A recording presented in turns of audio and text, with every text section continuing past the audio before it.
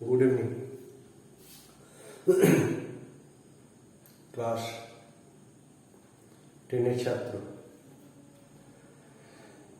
তো আগের দিনকে আমরা লম্ববৃত্তাকার শঙ্কুটা শেষ করেছি, তাই তো? তো এবার আমরা আজকে গোলকটা শুরু করব। সামনের মাসে অর্থাৎ সেপ্টেম্বরের ফার্স্ট উইক করে তোমাদের থার্ড ক্লাস টেস্ট হবে, তাই তোমরা যেমন প্রিপারেশন নিচ্ছে প্রিপারেশন নাও। আর যেটা বলছি যে থার্ড ক্লাস টেস্ট যেটা হবে সেটা যে এই দুটো চ্যাপ্টার যে করলাম আমরা, শঙ্কু এবং গোলক, এই দুটো চ্যাপ্টার ছাড়াও আরও কিছু চ্যাপ্টার আমরা যোগ করবো, পুরানো চ্যাপ্টার। তার মানে পুরানো চ্যাপ্টারগুলো তোমরা ভুলে যাবে। সেটা কি কি? সেটা দ্বিঘাতকরণী একটা থাকে বীজগণিত থেকে, আর এটা হচ্ছে পরিমিতি থেকে, আর পাটিগণিত থেকে একটা চ্যাপ্টার কি দেবো, সরল সুদ কষা। তাহলে চারটে চ্যাপ্টারের উপর 15 নম্বর কোশ্চেন হবে। সরল সুদ কষা পাটিগণিত, দ্বিঘাতকরণী বীজগণিত এবং পরিমিতি হচ্ছে গোলকার শঙ্কু। এই গোলকটা হলে আমাদের পরিমিতি শেষ হবে। তো আমাদের অনেক আর এরপরে আমরা জ্যামিতি আর পাটিগণিতের মানে একটা চ্যাপ্টার বাকি আছে, অংশীদারি কারবার, এটা বাকি আছে তোমাদের। তো এই কটা করিয়ে দেবো, তাহলে তোমাদের মোটামুটি হয়ে যাবে। যাই হোক, আজকে আমরা গোলক শুরু করছি। গোলকটা আমরা শুরু করি। তো গোলকের একটা বাস্তবিক উদাহরণ হচ্ছে ফুটবল। এগুলো সব 3 ডাইমেনশনাল ফিগার, অর্থাৎ ত্রিমাত্রিক। তো এইগুলোর একটা উদাহরণ জেনে রাখা দরকার।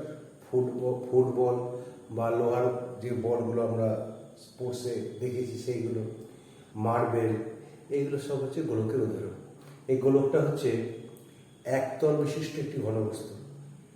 একতল বিশিষ্ট একটি ঘনবস্তু এই একটাই আছে, সেটা হচ্ছে গোলক। গোলক হচ্ছে একতল বিশিষ্ট ঘনবস্তু। তো এই আমাদের এখানে এই যে চ্যাপ্টারে আমরা যে জিনিসগুলো নিয়ে আমরা দেখবো সেটা হচ্ছে গোলক, আর কখনো কখনো দেখবো আমরা অর্ধগোলক। গোলক দেখবো আর অর্ধগোলক দেখবো। তো আমরা লিখি গোলক,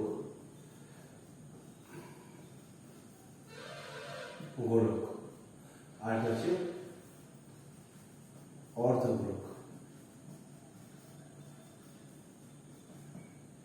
ঠিক আছে? এর হচ্ছে বক্রতলের ক্ষেত্রফল, বক্রতলের ক্ষেত্রফল, আর একটা হচ্ছে আয়তন।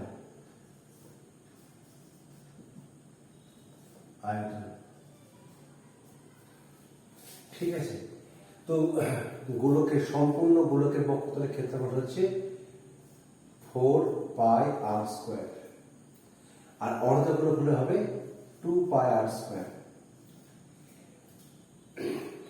এইখানে একটা প্রবলেম হচ্ছে, অর্ধগোলক গোলক যেমন সম্পূর্ণ, অর্ধগোলক দুরকম হয়। একটা হচ্ছে শুধু এরকম বক্রতল, আর একটা হচ্ছে নিরেট। যদি হয় নিরেট, সেটাকে বলা হয় সমগ্রতল। এইটা তাহলে অর্ধগোলক যদি ফাঁপা হয় তাহলে 2πr²। ফাঁপা মিনস এরকম, যদি কড়াইয়ের মতো হয় তাহলে 2πr²। যদি নিরেট হয় তখন হয়ে যাবে 3πr²। বুঝে গেল? তাহলে গোলকের ক্ষেত্রে 4πr², আর যদি নিরেট অর্ধগোলক হয় তাহলে 3, আর নিরেট যদি না হয়, যদি আমার কড়াইয়ের মতো হয় তখন সেটা হয়ে যাবে 2। তাহলে মনে রাখো তো সুবিধার নিয়ম দেখো, 2, 3, 4, 2πr², 3πr², 4πr²। একবারে ফাঁপা, অর্থাৎ ফাঁপা মিনস ফাঁকা, অর্থাৎ কড়াইয়ের মতো যদি হয় 2, আর যদি কড়াইয়ের মতো অর্থাৎ একটা লেবুকে যদি আমি অর্ধেক কাটি তাহলে যেমন হবে, সেটা নিরেট অর্ধগোলক, সেটা হবে 3, আর সম্পূর্ণ গোল হয়ে যাবে 4। আর এটা হচ্ছে 2, আর এর সাথে একটা বৃত্তের ক্ষেত্রফল πr², যিনি 3πr²। ওকে হলো। আর আয়তন হবে, এর আয়তন হচ্ছে 4/3 πr3, আর অর্ধগোলক হলে 2/3 পাই আর কি। এই সূত্রগুলো আমাকে মনে রাখতে হবে, তবে আমি অঙ্কগুলো করতে পারবো। পরিমিতি একটা জিনিস খুব ভাইটাল, একটা জিনিস খুবই সেটা হচ্ছে কি না, সূত্র মনে রাখতে পারলেই আবার অঙ্কগুলো খুব সুবিধা হবে। ঠিক আছে,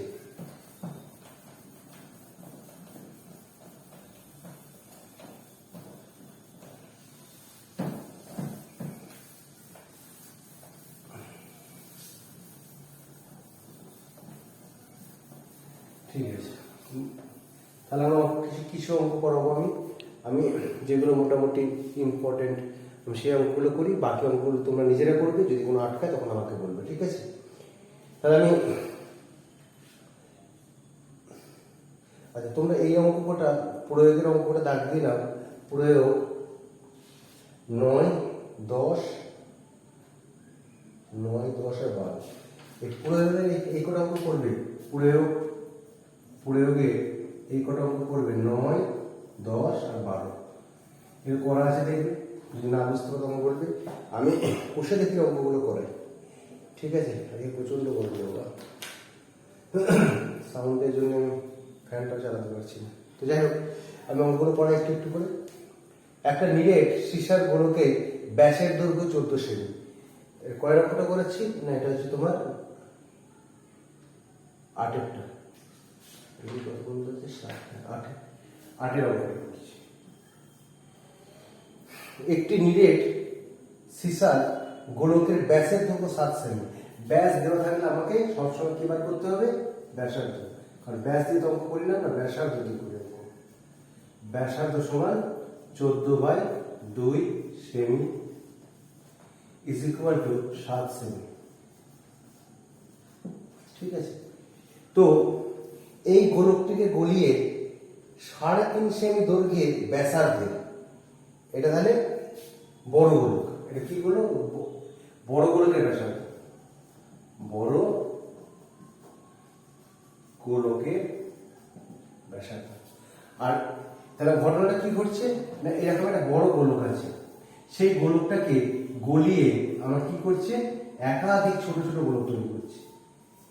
তো এই তাহলে একটা বড় গোলককে গলিয়ে এরকম ছোট ছোট ছোট ছোট করে গোলক তৈরি করব, তাহলে কতগুলি গোলক উৎপন্ন হবে সেটাই আমার কোশ্চেন।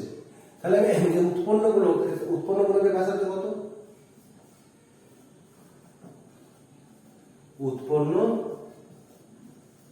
গোলকের ব্যাসার্ধ is equal to 3.5 সেমি।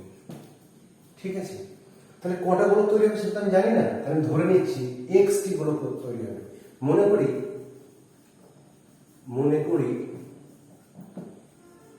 টি গোলক তৈরি হবে বা তৈরি করা যাবে। ঠিক আছে,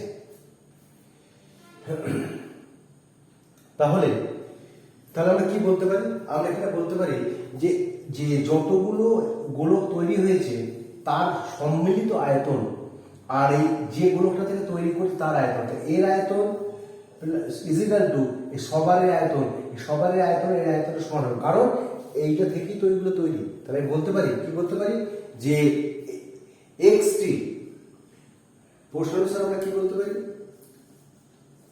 প্রশ্নানুসারে আমরা বলতে পারি টি ছোট বা উৎপন্ন, ছোট না লিখি উৎপন্ন লিখি, টি উৎপন্ন গোলকের আয়তন সমান, এখানে মুছে লিখব, সমান বড় গোলকের আয়তন। ঠিক আছে, তাহলে দেখো টি ছোট উৎপন্ন গোলকের আয়তন, তাহলে এক্স গণিত যে উৎপন্ন গোলকের ব্যাসার্ধ হচ্ছে এইটা, তাহলে আয়তনের সূত্র কি, 4/3 পাই আর কিউব, আর মিন্স 7.5 তার কিউব, 4/3 পাই আর কিউব। এর উৎপন্ন গোলক কতগুলো গোলক তৈরি হবে, এক্সটি গোলক তৈরি হবে। সেই আয়তনটা কার সাথে সমান না বড় গোলকের সাথে সমান। বড় গোলকের সূত্র কি হবে 4/3 পাই আর কিউব মিন্স 7 কিউব। আমি আর কিউব করে লিখলাম না, কারণ আর কিউব এখানে যদি আর লিখি, এখানে যদি বড় আর লিখি তাহলে তোমাকে আবার এখানে ধরতে হবে যে এখানে লিখে দিতে হবে যে ব্র্যাকেটে ছোট আর এটা ব্র্যাকেটে লিখতে হবে বড় আর, তো দরকার নেই, আমি এখন করে দিলাম। তাহলে দেখো 4/5 পাই দেখো উভয় পক্ষকে ভাগ করে দিলাম, তাহলে কেটে গেল। তাহলে x কি হবে 7 কিউব বাই এইটা গুণ আছে ওই দিকে তলায় হয়ে যাবে। তাহলে 7 কিউব মানে কি 7 × 7 × 7। আর 3.5 এর কিউব মানে কি 3.5 × 3.5 দেখো 3.5 কে 2 দিয়ে গুণ করে 7 হয়। তাই এটা কাটলে এটা হবে 2, ঠিক এটা কাটলে এটা হবে 2, ঠিক এটা কাটলে হবে 2। তাহলে 2 2 4 4 2 8। তাহলে এখানে লিখে নেবে অতএব 8টি গোলক তৈরি করা যাবে, 8টি গোলক নীলের গোলক তৈরি করা যাবে। ঠিক আছে, ওটা বুঝতে পেরেছো? পরিষ্কার হয়েছে? ঠিক আছে।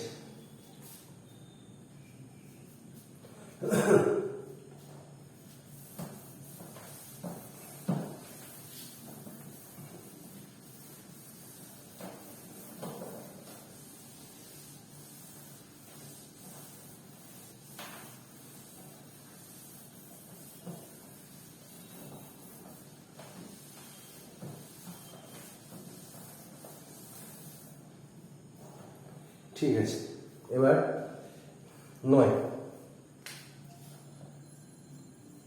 নম্বর দেখো 3 সেমি 4 সেমি 5 সেমি দৈর্ঘ্যের ব্যাসার্ধের 3টি নীলের তামার গোলককে গলিয়ে একটি নীলের বড় গোলক তৈরি করা হলো। বড় গোলকের ব্যাসার্ধ নির্ণয়, অর্থাৎ উল্টোটা। এবার তিনটে, একটা 3 সেমি, একটা 4 সেমি আর একটা 5 সেমি। 3 সেমি 4 সেমি 5 সেমি ব্যাসার্ধের দৈর্ঘ্যে এই তিনটাকে গলানো হলো, গলিয়ে এক কাছে করা হলো। এক কাছে করার পর সেইখান থেকে একটা বড় গোলক তৈরি করা হবে। এর ব্যাসার্ধ কত সেটা আমার চেয়েছি। এটা 3 সেমি, এটা 4 সেমি, এটা 5 সেমি ব্যাসার্ধের গোলক। এই গোলকটাকে তৈরি করে আমরা একটা গোলক তৈরি করবো যার ব্যাসার্ধ হচ্ছে আর। আমরা বলতে পারবো এই তিনটে গোলকের সম্মিলিত আয়তন সমান বড় গোলকের আয়তন। তাহলে দেখো আমরা ধরে নিই যে বড় গোলকের ব্যাসার্ধ সমান বড় আর সেমি। ধরি বড় গোলকের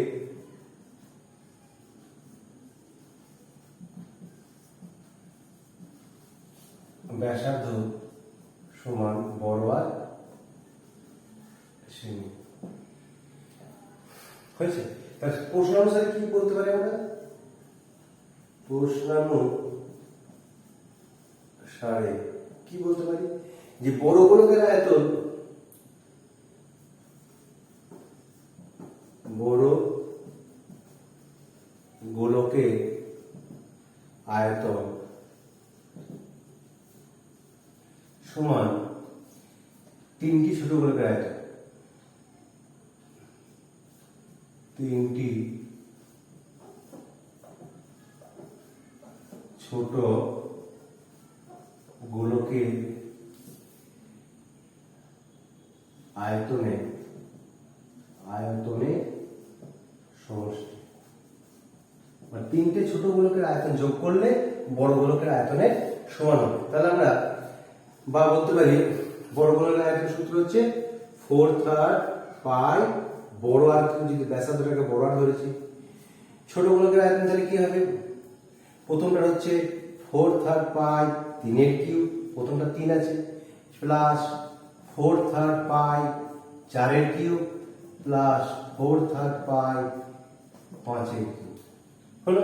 তাহলে এই গোলকের আয়তন ছোট একটা গোলক, 2 নম্বর গোলক, 3 নম্বর গোলক, তিনটে গোলকের আয়তনকে যোগ করলে বড় গোলকের আয়তনের সমান হবে। তাহলে বা দেখো 4/3 পাই বড় আর cube that is equal to, দেখো তিনটা থেকে আমি 4/3 পাই কমন নিতে পারি।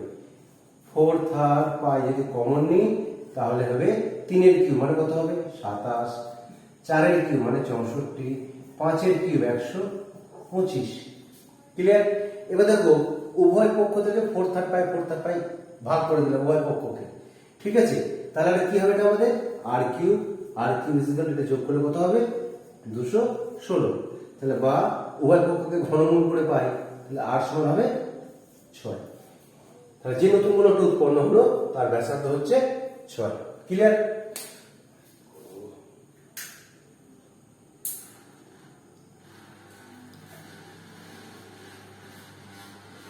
তাহলে আমরা বুঝতে পারলে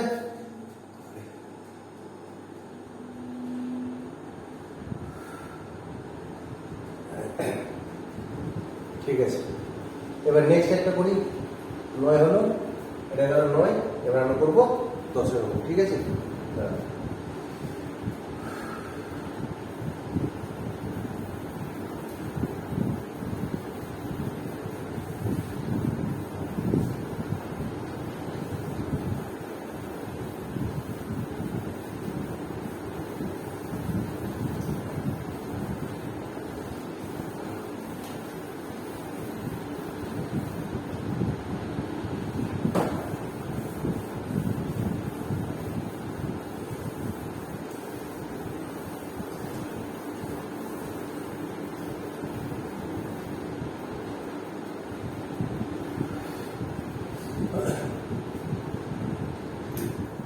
বেশ, এবার আমরা করি 10 এর মতো। একটি অর্ধগোলাকৃতি গম্বুজ, গম্বুজ কোনটাকে বলে? ধরো আমাদের একটা মসজিদের মাথায় একটা থাকে না এরকম করে, এইটাকে বলা হয় গম্বুজ।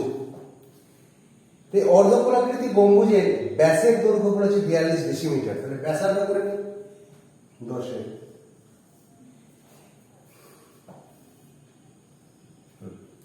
তাহলে গম্বুজের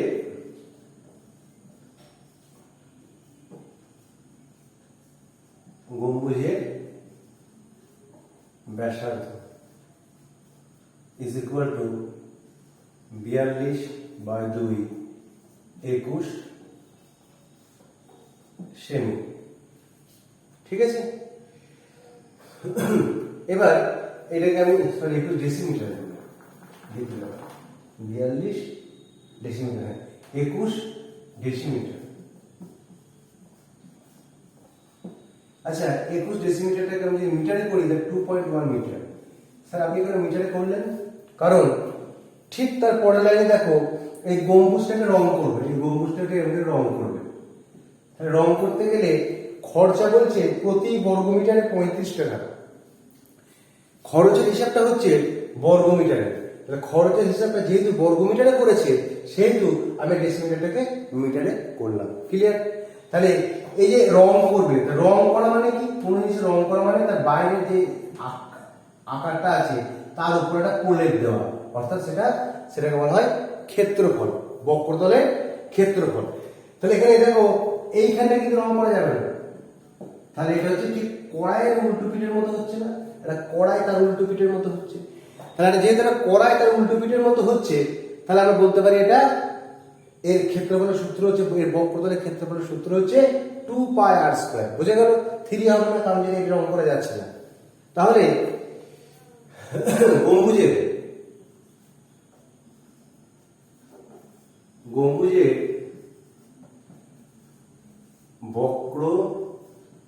বক্রতলের ক্ষেত্রফল ইজ ইকুয়াল টু কি 2πr²। 2πr², r² মানে এটা r, তাহলে 2.1 তার স্কয়ার। তাহলে is equal two 2 into 22/7 into এটাকে যদি 21/10 লিখি, 21/10 মানে দশমিক তুললাম তার 10 হলো, স্কয়ার আছে তাহলে দুবার হবে 21/10। 2 5 10 7 3 21।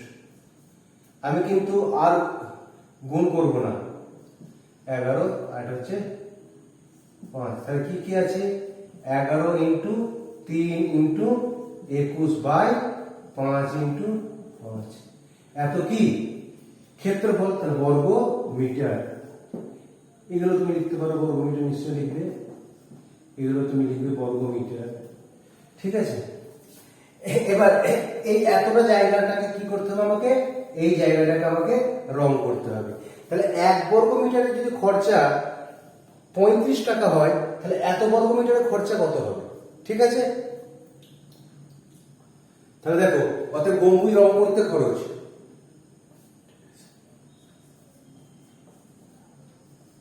অতএব গম্বুজ রং করতে খরচ হবে is equal to 11 into 3 into 21 by 5 into 5 into 35, কিন্তু 35 টাকা করে প্রতি মিটার বলেছে, তাহলে 5 একে 5, 5 7 35, আর কাটাকাটি হচ্ছে না, তো না হয় না হোক।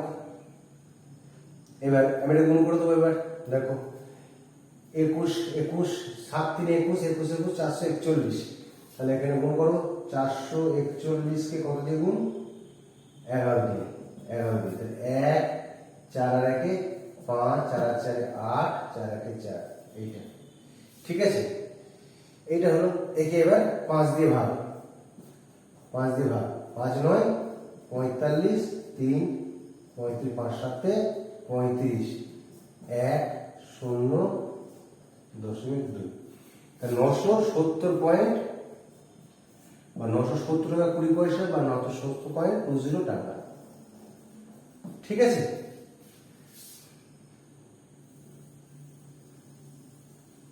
ঠিক আছে, বুঝে গেল। তাহলে প্রথমে আমরা গম্বুজের বক্রতলের ক্ষেত্রফল বার করে নিলাম, তার সঙ্গে খরচাটা প্রতি বর্গ মিটারের খরচা 35 দিয়ে আমরা গুণ করলাম, তাহলে আমার অঙ্ক উত্তর বেরিয়ে চলল। ঠিক আছে, ঠিক আছে, আজ তাহলে এইটুকু থাক, এই পর্যন্ত থাক। আবার নেক্সট দিনে শুক্রবারে আমাদের লাইভ ক্লাস আছে, সেখানে 2টো অঙ্ক বাকি থাকবে, এখানে বড় আর শর্ট প্রশ্নগুলো সেদিন লাইভ ক্লাসে আলোচনা করে দেবো। ঠিক আছে, আর তোমাদের সিলেবাস বলে দিলাম আমি।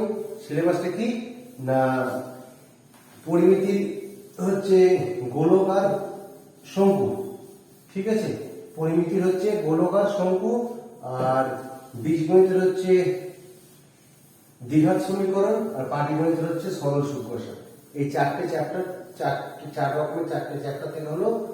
এই 4টে চ্যাপ্টার মিলে তোমরা অঙ্কগুলো করবে, আর এটাই পরীক্ষা হবে সেপ্টেম্বরের 1st উইক করে পরীক্ষা হবে, এবং সেটা তুমি জানো 20 নম্বরের পরীক্ষা হয় তোমাদের ক্লাস টেস্ট, সেই ক্লাস টেস্টটা হবে। ঠিক আছে, ঠিক আছে, ভালো থাকবে, সুস্থ থাকবে, মন দিয়ে পড়াশোনা করবে। ওকে, রাখলাম তাহলে। পড়াশোনা করবে কিন্তু মন দিয়ে, না পড়াশোনা করলে তোমরাই ভুগবে।